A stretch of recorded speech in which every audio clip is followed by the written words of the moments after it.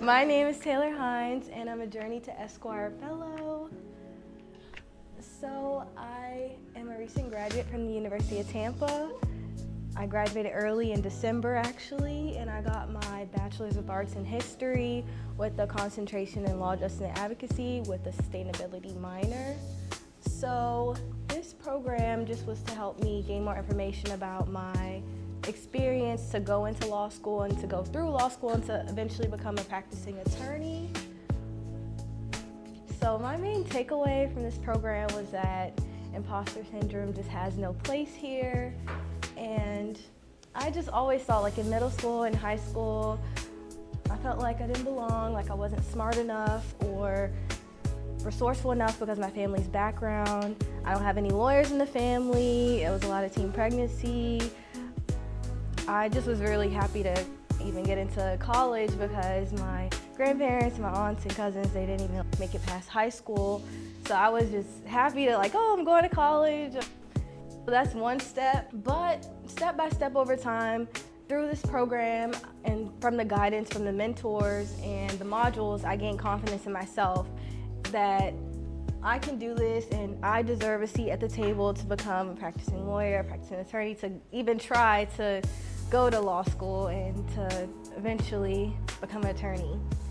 My journey to even saying, okay, I want to be a lawyer, I want to be a practicing attorney, came from a trip to Australia that was presented upon me in high school. I didn't end up making it to Australia because it was expensive, but I was advised to learn how to scuba dive because it was better to dive in the Great Barrier Reef. And I joined the National Association of Black Scuba Divers and I got my scuba certification. I joined the local chapter, the Underwater Adventure Seekers in DC, and I just gained lots of experience in community service and learned about environmental issues through that program. And upon moving to Tampa, I took on this spirit of community service and involvement.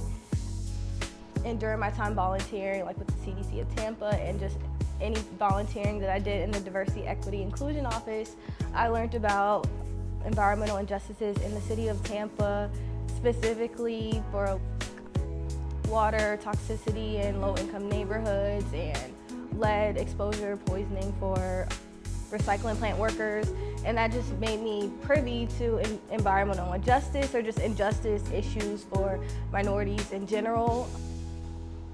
So this solidified my decision that I'm going to be a lawyer and I want to do injustice issues. I don't really know how that's going to work yet, but that's solidified my decision through my work there. There was injustice everywhere, even seeing that Tampa was another historically Black and brown city like home. It just solidified my decision. Through this program, I just gained mentorship from Jocelyn, Nia, Brielle, and many others who just gave me tips along the way. And for strategy, we did LSAT prep. So I found the right test prep course that I'm doing now, and I came with a timeline on I'm taking the test prep course now. By the end of summer, I'll take the LSAT. I am planning to apply beginning of fall so that I have the most consideration and scholarship for getting into the LSAT. And we also talked about alternatives like Lex Pre-Law, which gives you classes and insight, and it has partnership with some schools. You're able to get automatic admission depending on how you do well in those classes.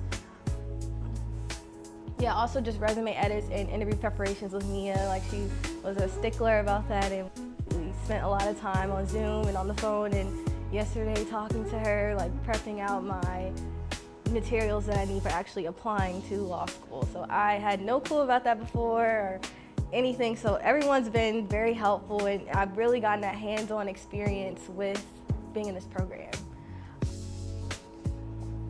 And it also gave me insight looking towards the future when I'm actually in law school.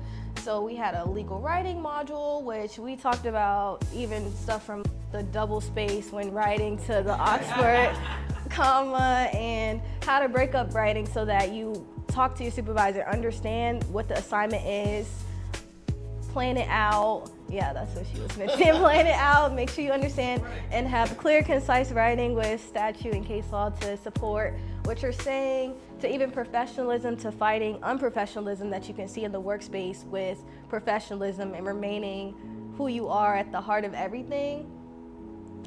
And I learned that I'm a bridge influencer because I'm already starting like my involvement with the community, showing DEI initiatives and new spaces, and I'm not afraid to talk about that type of stuff. Also clerking, like how to prepare, the experience that I need to even get a clerkship, the process of applying, and it's not always a simple path. They talked about, a bunch of lawyers talked about different paths to how they got clerkships, and recognizing conflicts of interest maybe if you're already in the clerkship, and just connection building in general. So even this is after law school, so joining bar associations, smaller bar associations, and stuff that you're passionate about, and make sure you're passionate when you're joining. Don't just join something just to join, because your passion really shines through in the experiences and how you're presenting yourself in these spaces. One module that I even liked the paying forward, it even gave us the history of lawyers in Florida to highlight how important it is that I want to enter into these spaces, because it talked about like George Stark, the first person of color to be admitted to law school, or Gwen Cherry was like the 1 out of 3 of the first Black women to get inducted into the Florida bar. So I just felt like I beat imposter syndrome through this program. I just felt like I had more resources, and I'm more confident in applying to law school now. I definitely am, I could say. So thank you so much.